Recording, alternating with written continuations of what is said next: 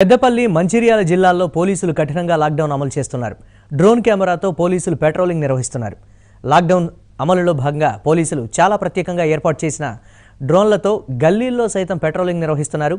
మీకోసం పోలీసులు ఉన్నారు అని భరోసా కల్పిస్తూనే లాక్డౌన్ నిబంధనలు పాటించేలా చూస్తున్నారు. అనవసరంగా బయటకు వచ్చిన వారిపై చర్యలు తీసుకుంటున్నట్లు రామగుండం సిపి సత్యనారాయణ తెలిపారు. పరిస్థితిని పర్యవేక్షించడానికి ప్రజల కదలికలను నిరోధించేందుకు కొన్ని ముఖ్యమైన ప్రదేశాల్లో పోలీస్ సిబ్బందిని మోహరించారు. మరోవైపు లాక్డౌన్ అమలవుతున్న కారణంగా రోడ్లు రహదారులు నిర్మానుష్యంగా మారాయి. రాష్ట్ర ప్రభుత్వం విధించిన లాక్డౌన్ని చాలా 100% కఠినంగా అమలు చేస్తున్నాం.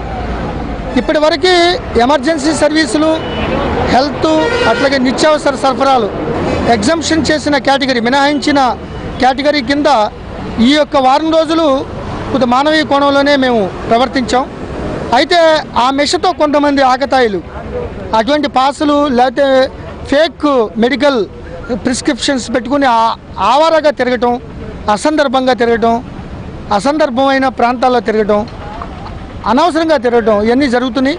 దీన్ని దృష్టిలో పెట్టుకునే సాక్షాత్ సీఎం గారు ఈ 2-3% మీరు కంట్రోల్ చేయకపోతే వాళ్ళే